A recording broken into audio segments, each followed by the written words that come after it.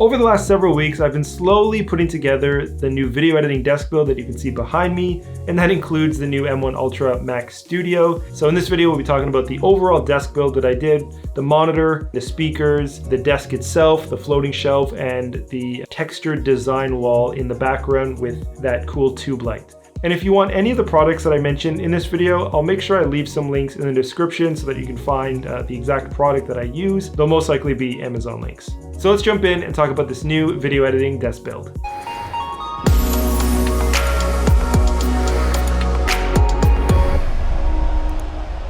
First off, let's talk about the desk itself, which is a sit-down stand-up desk, an electric desk that can go from sitting all the way up to standing. And the reason for having that is for my health. It is not considered a very healthy thing to do to be sitting for many hours. So being able to break it up every 20 or 30 or 40 minutes and then go to standing for 20 or 30 or 40 minutes, it's a way to keep my joints and muscles not so stiff, and over time that will be a very beneficial thing for me health-wise. My goal in making this desk in terms of the design and how it looks was I wanted it to feel creative, because how I make money is by being creative. You know, I produce videos for a living. I'm heavily involved in cinematography and editing with my business every day, and then as well here on YouTube. So it's important to be in an environment that helps you be creative. Just like our studio with making it look nice with the epoxy floors and the sound panels, I wanted to have something similar here where it wasn't just a desk with a computer on it. It's a desk with a computer on it that I can go from sitting to standing for my health, but also with the lighting and the textured wall and the floating shelf, it feels a lot more like a fun, creative space. I did make a video a few years ago about the electric desk part, but I since have changed the surface of the desk to this like longer desktop from IKEA. It's not the highest quality desk. I found it to actually be kind of cheap, but it was inexpensive as well. So I'm not really complaining. You just have to be careful with where you connect it, because it's actually like this coiled paper that runs along the whole inside that's supposed to give it its strength. It does have sort of like a wood frame, so just make sure if you are connecting things to it, you are going into those wood frames if you do get the same surface top from IKEA. Next on the desk is the main computer, which is an Apple M1 Ultra Mac Studio. I don't necessarily need a super portable device, but if I did need to do something where I had to take the computer somewhere else, it's small enough and fairly portable enough that I could put it in a bag and that would be fine. So for me, I didn't really need the laptop, so portability was less of a priority to me. Now, this isn't a full review of the Mac Studio. There's plenty on YouTube. I might do like a follow-up for my thoughts after a few months with it. But so far, this computer has been amazing. It's so fast, and because it's the M1 Ultra, which is two M1 Max chips put together, it is extremely future-proof. It's going to last for a few years, and I'm a big fan of the Mac operating system compared to Windows. So having the M1 Ultra chips power in this small configuration that just sits on top of your desktop is amazing. For the specs, this Mac has a 20-core CPU, 48-core GPU, 32-core neural engine. Then it also has 64 gigs of unified memory. And since the M1 is such an efficient computer, it barely draws any power compared to other systems. So it doesn't really make any fan noise, which is also great. I'm using the Apple wireless Magic Keyboard. And then for the mouse, I'm using the SteelSeries Rival 3 wired mouse. I am not a fan of Apple's Magic Mouse. I think it's too small, and the ergonomics of it like cramp my hand up. It looks really good, but it's not functional. I like more of the gaming style mice because they fit your hand a lot better and they're lightweight. I did have a SteelSeries wireless mouse before, but I did return it because the click was way too loud, and I found that the wireless would disconnect constantly. It would take 5 to 10 seconds every time the computer would go to sleep. That was bugging me, so I ended up returning it and then going back to a wired mouse. Next, we have the monitor. This is the LG 5K2K 40-inch ultra-wide monitor. This was one of the only monitors that I could find that had a true 4K horizontal resolution, which is 2160. And then you have the ultra-wide aspect, which makes it even wider than 4K. So this monitor is beautiful. It's very expensive, but I will be coming out with a review on it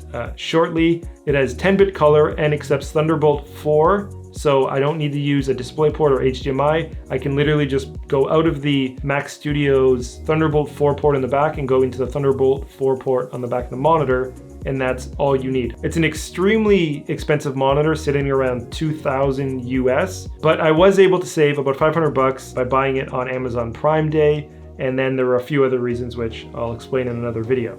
So I'm very happy with this monitor, but you do pay for the quality and features. It is quite expensive. As for the stand, I did remove the stand and replace it with a desk mount version for it. And then the stand itself wasn't taking up space on the table, and therefore I could have the Mac Studio in the dead center. There's nice symmetry on the desk, and the design overall looks better. Then for the speakers, these are the Yamaha HS8 monitors.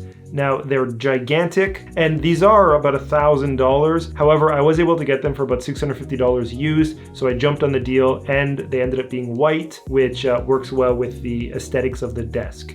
The large size of them as well played well with the LG 40-inch ultrawide monitor. I did have my old speakers on the desk, but they were kind of small and it looked a little bit dorky, so I wasn't really happy with it, so I'm glad I upgraded to these.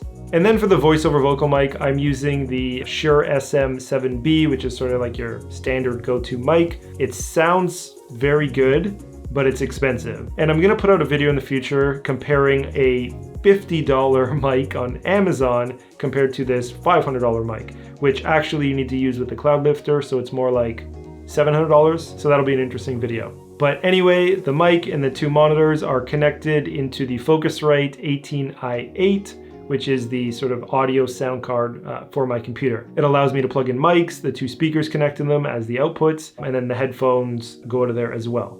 Then above the desk, I have another product from IKEA, which is their floating shelf. I think this is the longest version that they sell as a floating shelf. The same as the desk, the build quality is not great. That being said though, the bracket that comes with it was designed and made very well. There's a lot of holes all over it, which make connecting it to the wall, the studs, or if you're using anchors, very easy.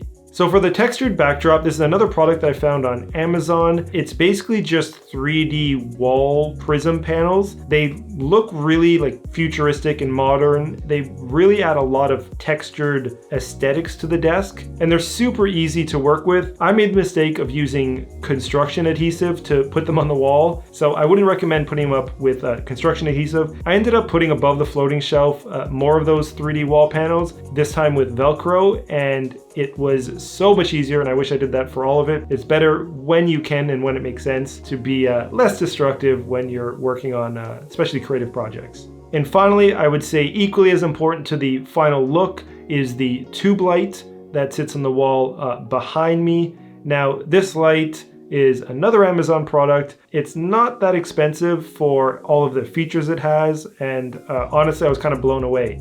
This light looks so good. You can go from 0% to 100%, so you can dim it. It has a whole bunch of custom presets to go through different like colors, and it's fully RGB, so you can change the color to whatever color you want. You can make it change over time, or you could create your own custom presets for it. This one is just like your standard solid white color at around like 5% brightness. Yeah, it's highly customizable, and I would highly recommend this light. I do find those additional modes kind of distracting, so if I'm editing, I tend to keep it on this mode instead. Then beyond that, there's just some small things that over time I will add to the desk. So far, I've added the little leather pad on the top. I've added two plants on the top of the floating shelf. They're just fake plants from, again, I think like IKEA.